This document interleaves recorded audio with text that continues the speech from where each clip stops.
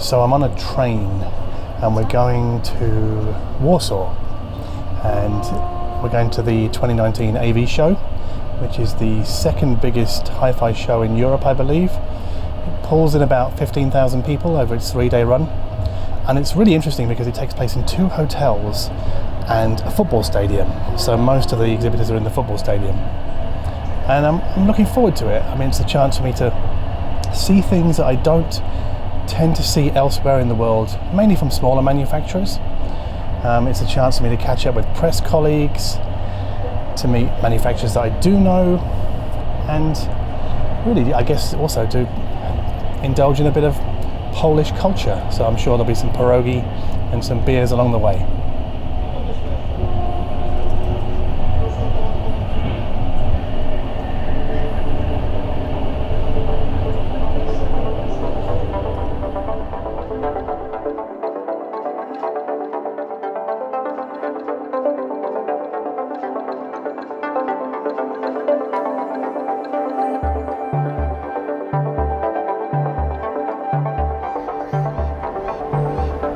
So this is the Radisson Blu Warsaw Hotel. This is the first of 2 hotels used for the Warsaw AV Show. And then on the other side of the road over here, that's the Golden Tulip, where there are other exhibits.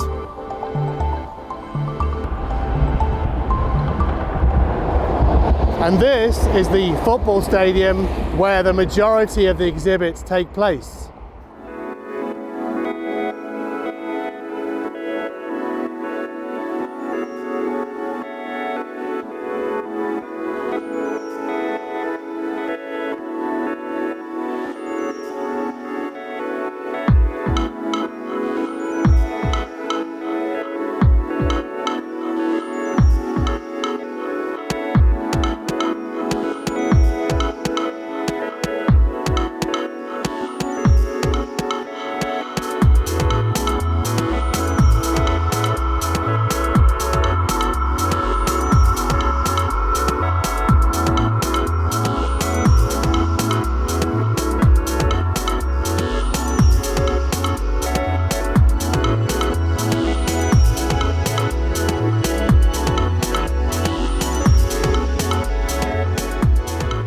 So the Danish audiophile loudspeaker industries, DALI, they have a new active speaker.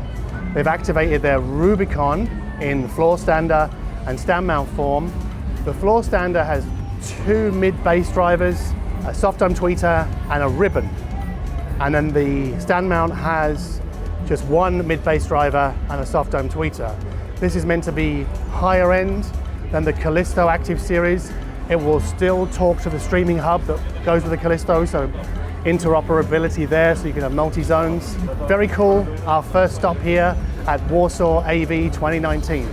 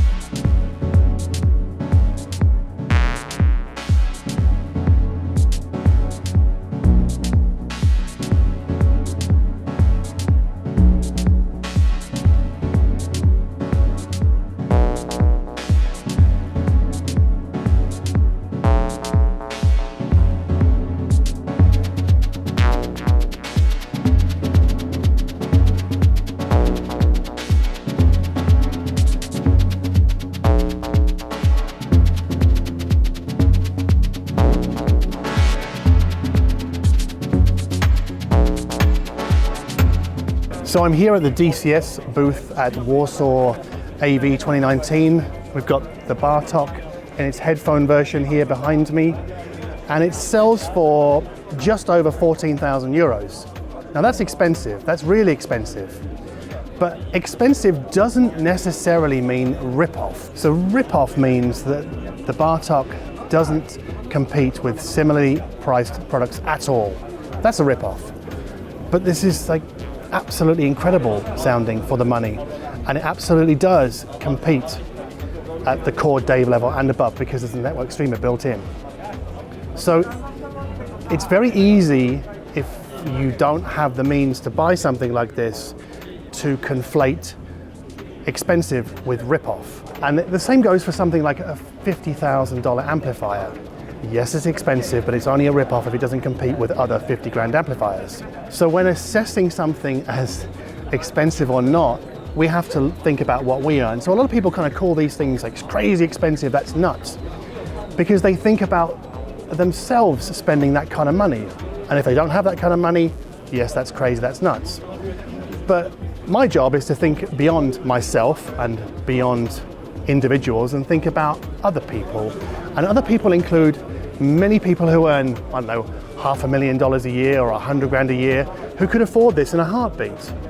So for them, it's not expensive. It's a bit like a Chord Hugo 2 would be for me. So it's all relative to your income. So again, just because it's expensive doesn't mean it's a rip-off.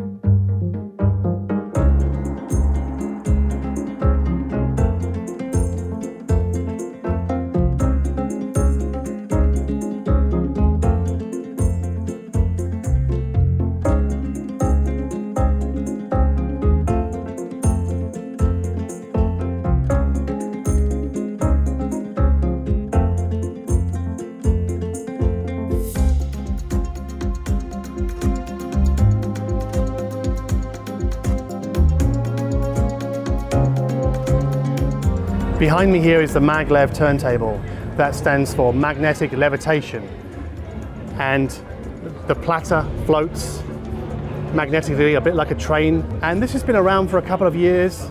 You'll see it in many people's show coverage photos. But what I've never seen until today is what you do when you want to turn the record over.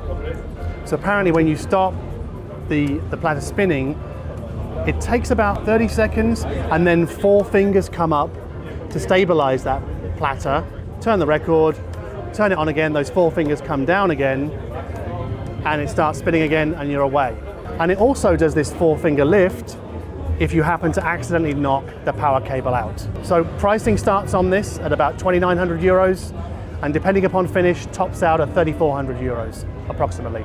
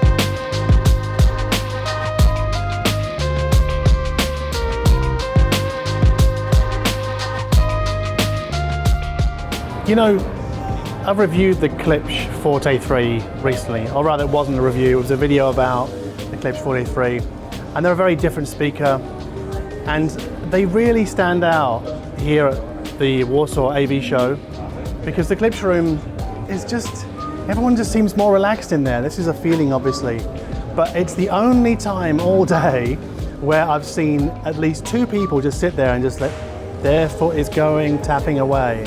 And they're not even aware of it, which is just, I think is wonderful. Now, I'm not saying this is some kind of measurement of pleasure, but it's a reasonable indication. It just reinforces my perception of Klipsch as manufacturers of speakers that are a lot of fun and very enjoyable, and they really have that bounce. I love that. Oh, and yeah, I love that, and so do other people.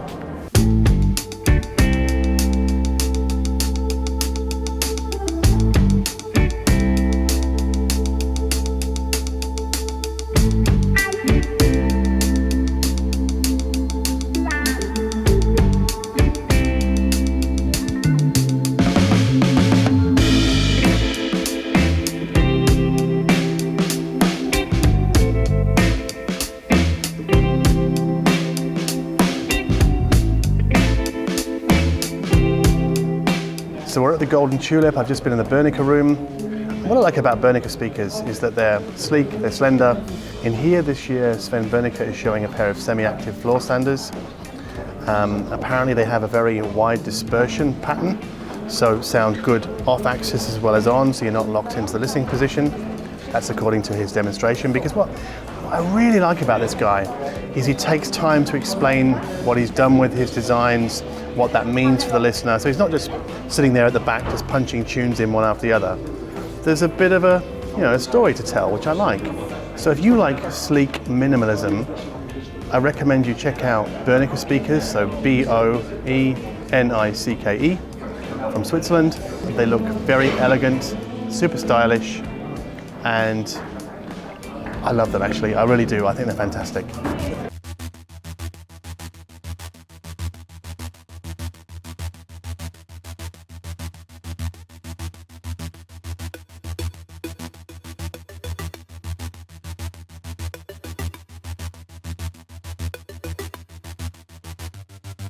So last night after the show finished, I went and did a bit of record shopping. It's what I normally do at shows. And I picked up a nice Polish pressing of Leonard Cohen's I'm Your Man. Pet Shop Boys. Very 80s, this selection. Again, a Polish pressing. It's kind of interesting. I think this is really cool. But my best find yesterday, again 80s, but check this out. This is a Russian pressing of Peter Gabriel's So. I mean, look at this. And then look at the back. Isn't that awesome?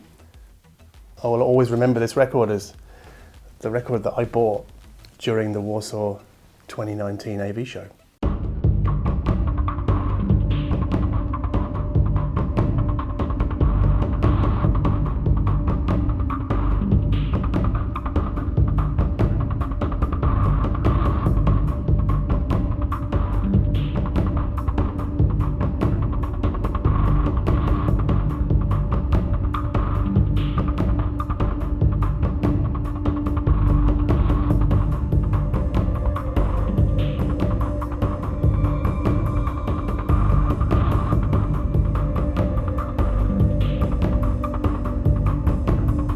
Are audiophiles snobs? Well, some of them are, but just because some of us are into very expensive gear, like a lot of the gear on show here at the Warsaw AV Show, just because we're into expensive gear doesn't mean we're snobs. It just means we're into expensive gear.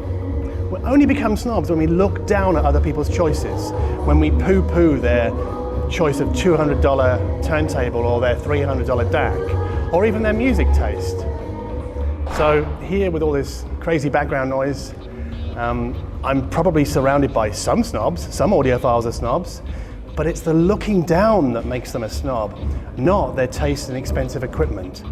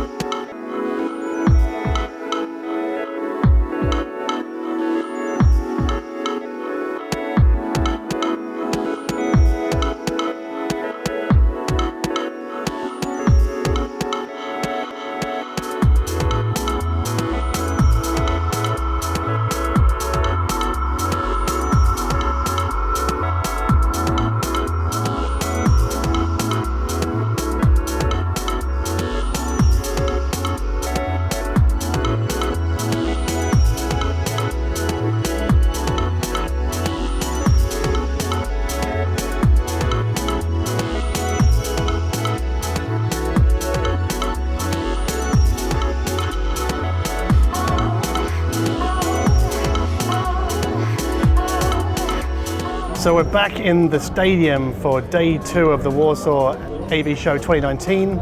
It's so busy in here, it's unbelievably warm.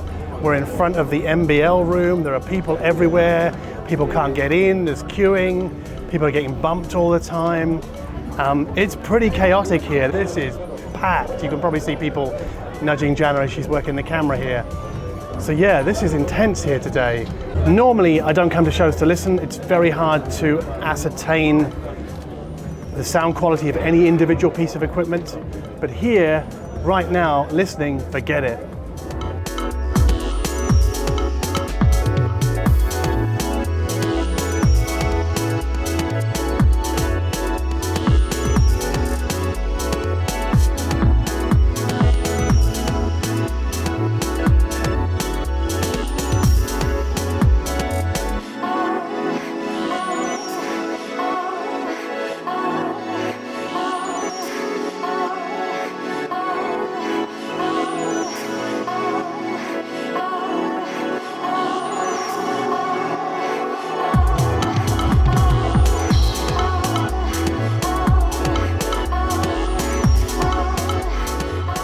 So after a little bit of pushing and shoving, we finally made it into the MBL room, and Jürgen Reis, who's hosting that room, I've interviewed before on this channel, and he's obviously in charge of the music. Now, one thing I like about this show, one thing I noticed 2 years ago when I came, was that you hear less of the predictable audiophile music. There's more pop music, there's more Depeche Mode, there's more Metallica, there's more, I don't know, just more normal music. And Jürgen was in rude form just now. Although playing from the 80s, we got Talking Heads, we got a bit of Kraftwerk, and we even got some Will Smith for people who like to get jiggy with it. It's not bad for a German.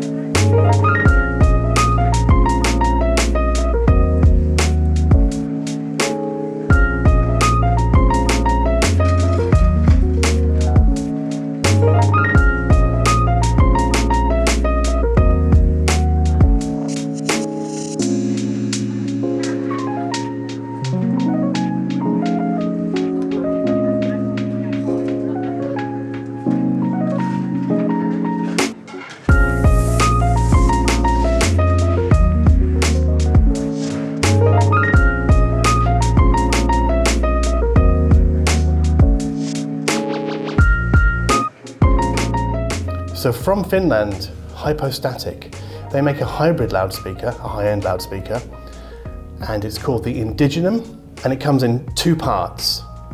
It has what looks like a ribbon, but is not a ribbon. It's actually a magnetostatic driver that takes care of the top end of the mid-range. For the bass and the sub-bass, there's an attached ScanSpeak revelator, I think it's 11 inches, a subwoofer unit on the bottom. So think about like the way Martin Logan's designed. It's a bit like that, but it's not an electrostat, it's a magnetostat. I'm not sure about the technical differences between the two, but I am sure that it sells for just under 30,000 euros a pair.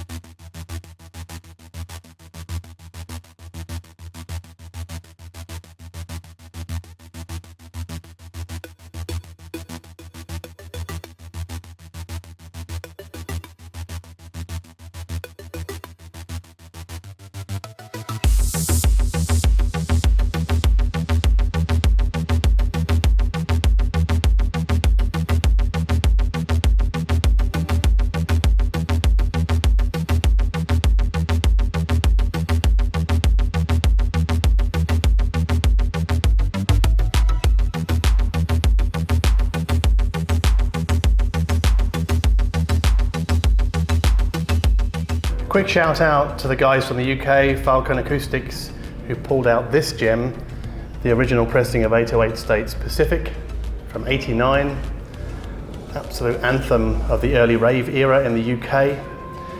And this is really a classic sign of just how good this show is for people who like I guess normal rock and roll music or electronic music like this.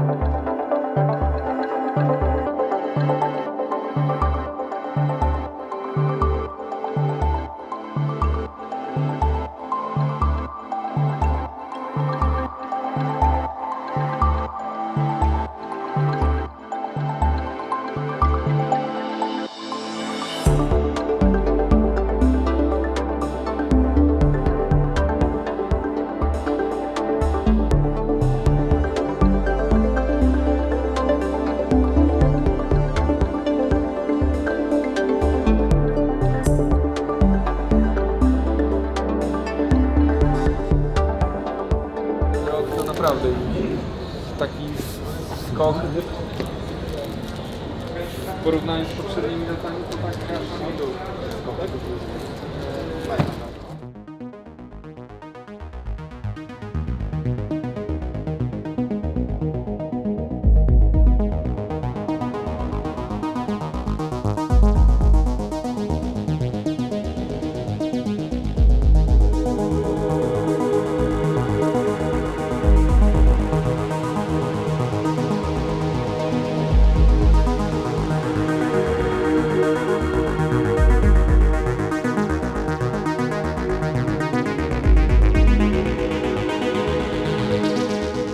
So we're in the restaurant of the Sobieski Hotel here, and one thing I've noticed today from walking around some of the exhibits in this hotel is that the rooms are kind of small, but the exhibitors are fully across this, and I have never seen a show with so much room treatment ever. The other thing I've noticed is the preponderance of tube amplifiers. So at shows like Munich, they're kind of spotty in their appearance, but here they seem to be in every second room, and that's interesting.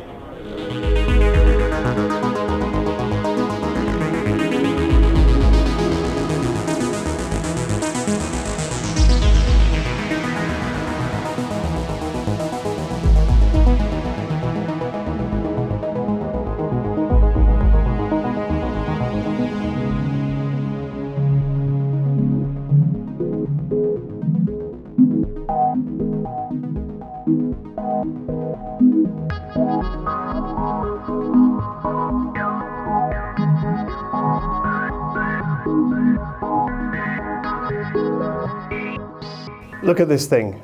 This is a GU48 tube from Russia, and it's letting off quite a bit of heat, and I'm sweating a little bit sat next to it because it's so warm. This is a monster tube power amplifier from Poland from a company called Manron. It's 100 watts per channel, no feedback, pure class A obviously because of the heat, and it's a beast. Look at this thing. And it sells for 35,000 euros roughly, converted from Polish zloty. But this is by far the most interesting visually and everything thing I've seen today. But by golly, you're going to need to have deep pockets for your electricity bill to run this thing. But just wow, wow. Oh, it's hot. It's so hot next to this.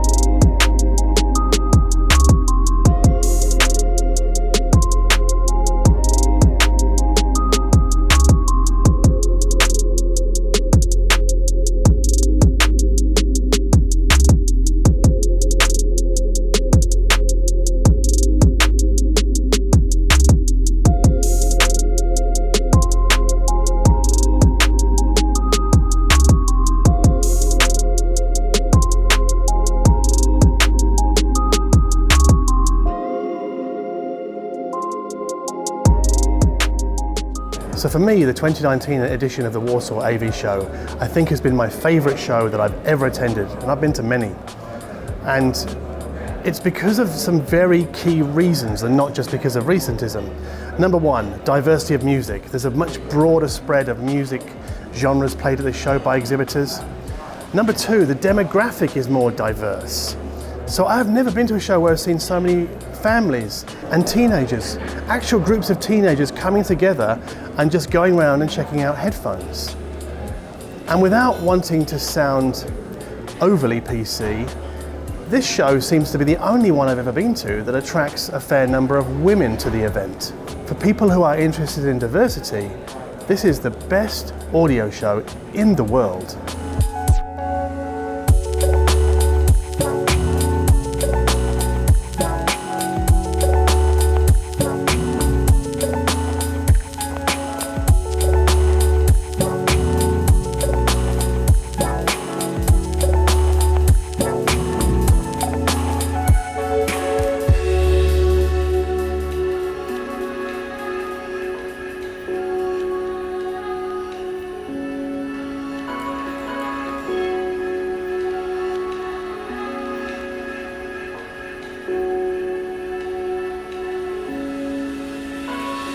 So if you like this video, please give us a like down below. And if you dig my attitude towards audio shows in that I do not see them as a place to audition gear, but rather assess the show as a whole, then please subscribe to this channel. And as always, thank you so much for watching.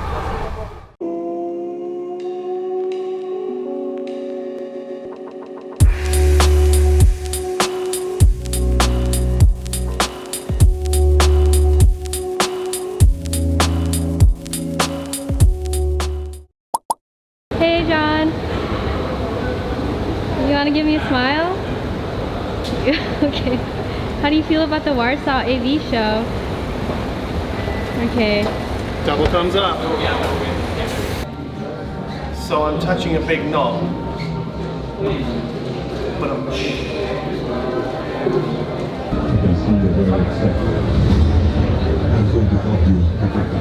it's so hot in here.